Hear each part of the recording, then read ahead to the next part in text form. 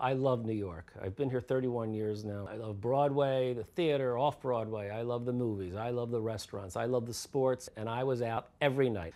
Then all of a sudden, Elvis comes in my life, and I started to realize, you know what?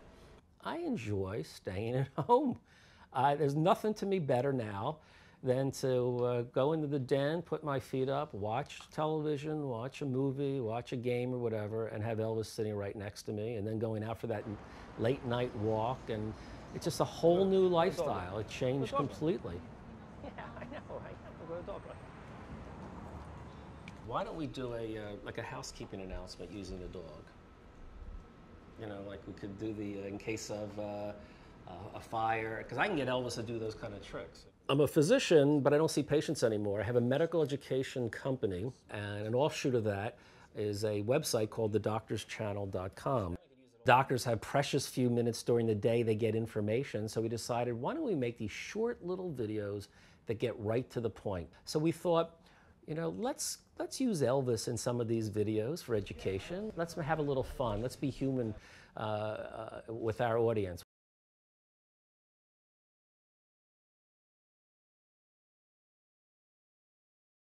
Nothing. I have nothing in my hands. Don't worry about it. Oh, the tail is down. He can tell. I mean, I just showed it to him.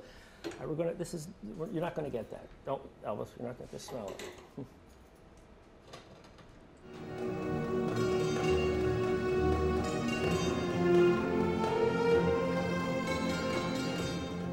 Working with dogs, it's been very inspiring. It's really inspired me to be creative in the sense of number one, how do you use them within the context of theatre and art?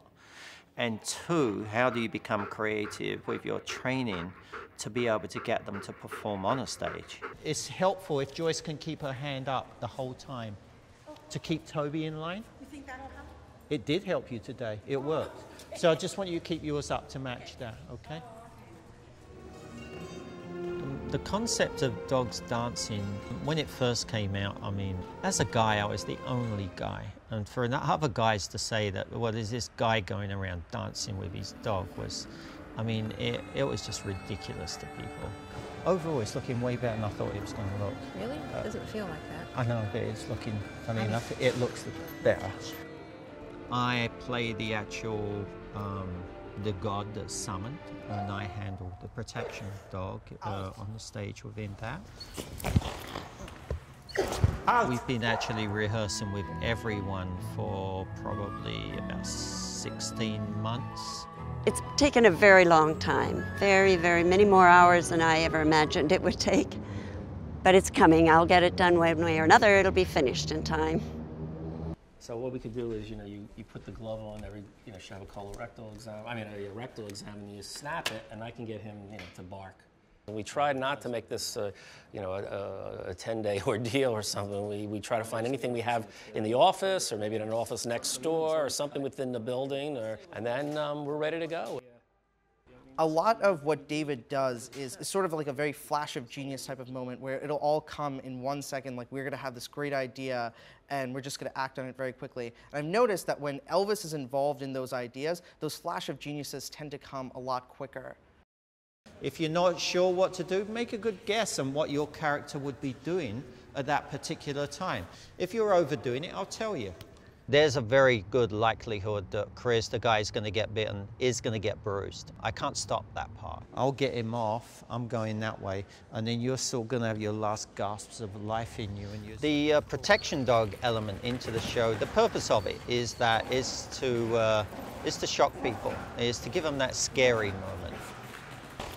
Ty's very, very friendly dog. You know, he's quite happy. He'll bite you, kiss you, hug you. It's all the same to him. Basically, I think of canine freestyle as this.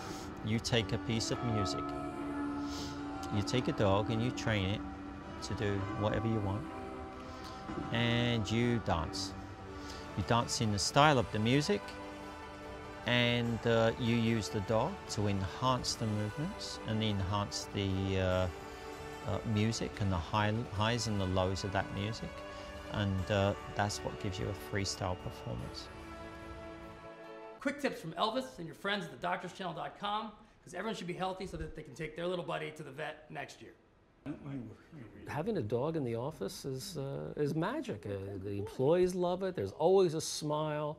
It's hard to get too upset or too angry at anything when you have this, energetic little pup running around and just wanting attention, and I think that everybody is just a little bit more at ease. All right, no, don't give me the high five.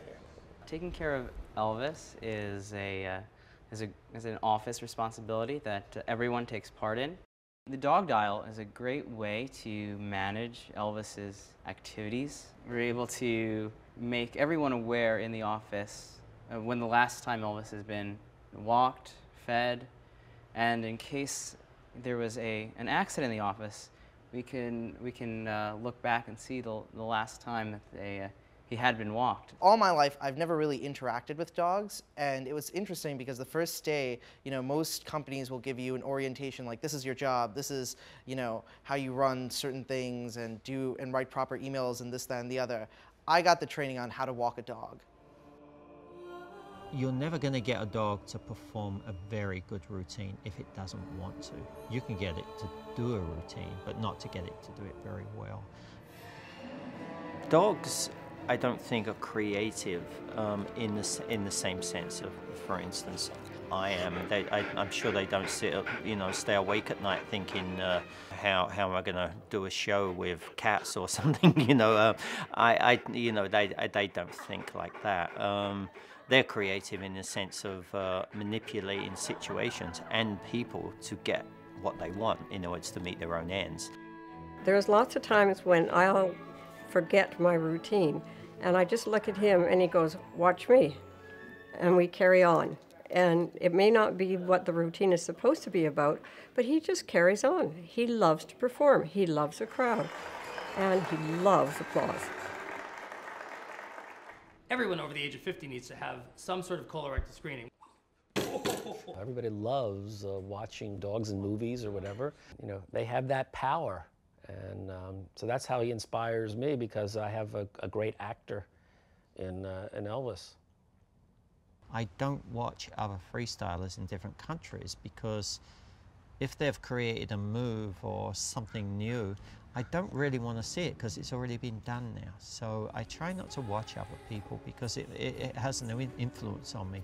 So I just try to come up with brand new things. It could be just a piece of music that I think I hear a particular spot, and then I think, oh, if a dog could just do this thing at that moment in time, that would be really cool. The only trouble is no one's ever taught a dog to do that before. So then my mind will start racking itself to figure out how to get a dog to do that. And then the whole routine will then build around that one thing. I would love to be on a massive stage like Broadway, somewhere like that. Everything I do is really about performing, so the bigger the crowd, the better. Having a dog around, as I say, having a dog around in the office, having a dog around at home, there are many therapeutic benefits to having a pet in your life. There's other studies talk about the well-being of an office. It's great for employees.